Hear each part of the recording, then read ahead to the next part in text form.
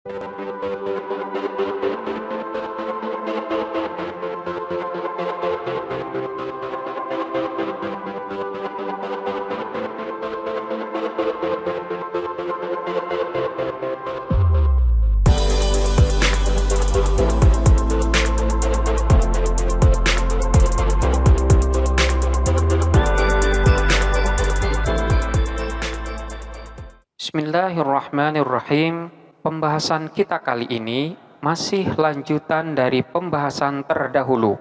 Namun, fokusnya adalah tentang bentuk dari maf'ul mutlak. Apakah boleh maf'ul mutlak di sana dibentuk tasniyah ataupun dibentuk jamak? Dalam hal ini terdapat beberapa ketentuan. Yang pertama, manakala maf'ul mutlak itu berfungsi untuk mempertegas, kita katakan sebagai masdar taukid, karena memang dia harus berbentuk masdar yang berfungsinya untuk mempertegas, maka hukumnya di sini tidak boleh dibentuk tasniyah ataupun dibentuk jamak. Jadi di sini tidak boleh. Hal ini menurut kesepakatan para ulama.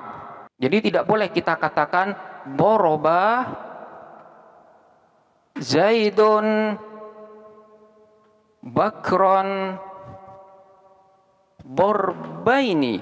Doroba memukul Zaidun, siapa Zaid, Bakron kepada Bakar, Borbaini dengan 2 kali pukulan. Maka hal ini tidak boleh, karena memang nanti fungsinya akan berbeda. Jadi sekali lagi, maf'ul mutlak yang berfungsi untuk mempertegas itu tidak boleh dibentuk tasniyah atau dibentuk jamak. Kemudian fungsi yang kedua yaitu maf'ul mutlak yang berfungsi untuk menjelaskan seperti apa pekerjaan itu dilakukan atau bagaimana macam pekerjaan itu dilakukan, atau di sini kita katakan sebagai masdar nau, masdar yang berfungsi untuk menjelaskan nau, macam pekerjaan.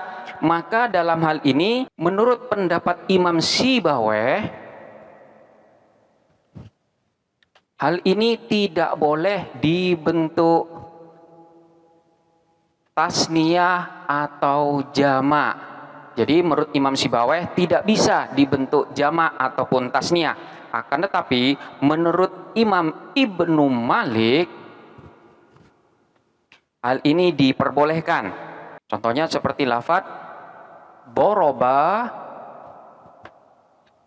Zaidun Khalidan Borbaini Mukhtalifaini.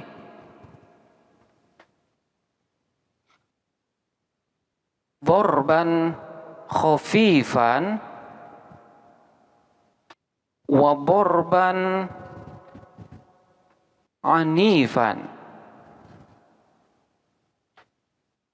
Doroba memukul Zaidun, siapa Zaid, Khalidan kepada Khalid, Borba ini dengan 2 kali pukulan, Mukhtalifaini yang berbeda-beda.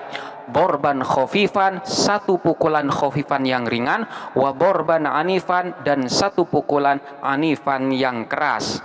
Kita perhatikan lafaz borba ini adalah maf'ul mutlak yang berfungsi untuk menjelaskan macam daripada pekerjaan itu dilakukan.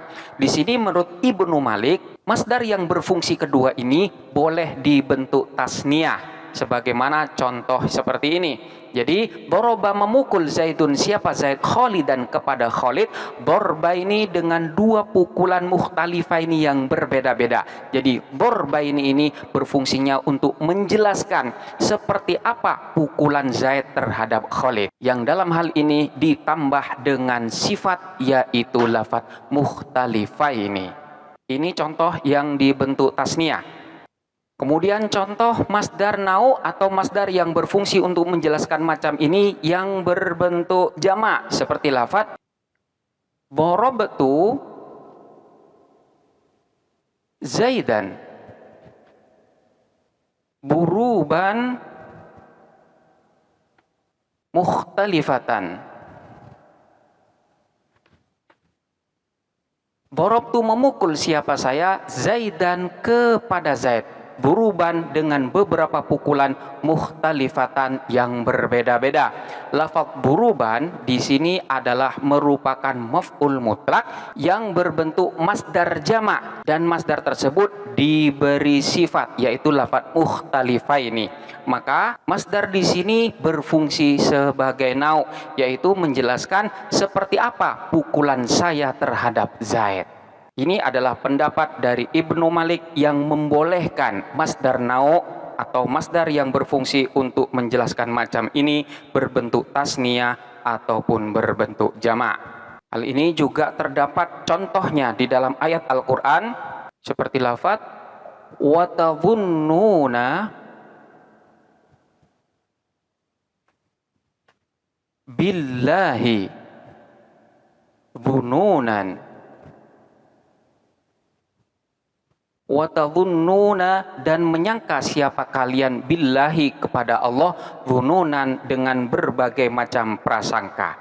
Lafaz dhununan di sini adalah maf'ul mutlak yang berupa masdar nau, karena memang masdar di sini berfungsi untuk menjelaskan seperti apa dan bagaimana prasangka itu dilakukan. Dan di sini dijelaskan bahwa kalian itu menyangka kepada Allah dengan berbagai macam prasangka.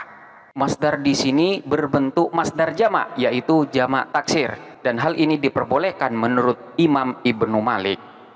Dan kemudian untuk maf'ul mutlak yang berfungsi yang ketiga, yaitu menjelaskan berapa kali pekerjaan itu dilakukan, yaitu berupa masdar marroh. Maka dalam hal ini ulama sepakat bahwa bentuk daripada maf'ul mutlak dari masdar marroh di sini boleh berupa tasniyah dan boleh juga berbentuk jamak. Jadi boleh kita katakan boroba Zaidun Bakron borbatan, atau borbataini, atau borbatin, atau buruban. Jadi borbatan di sini berbentuk mufrad, borbataini ini berbentuk tasniyah, borbatin ini berbentuk jamak muannas, kemudian lafaz buruban ini berbentuk jamak taksir. Dari contoh-contoh ini menunjukkan bahwa maf'ul mutlak yang berfungsi untuk menjelaskan berapa kali pekerjaan itu dilakukan, ulama bersepakat bahwa bentuknya boleh berupa tasniyah dan boleh juga berbentuk jamak. Ini adalah penjelasan tentang definisi daripada maf'ul mutlak serta fungsi-fungsi dan bagaimana fungsi-fungsi tersebut berbentuk. Ada yang hanya boleh berbentuk mufrad saja, tidak boleh berbentuk tasniyah ataupun jamak, dan ada juga yang berbeda pendapat terhadap bentuk jamak dan bentuk tasniyahnya, dan ada pula yang sepakat mengatakan bahwa maf'ul mutlak tersebut boleh berbentuk masdar yang berupa mufrad, tasniyah maupun jamak. Selanjutnya silahkan untuk dipelajarin dengan seksama dan sampai jumpa pada pembahasan berikutnya.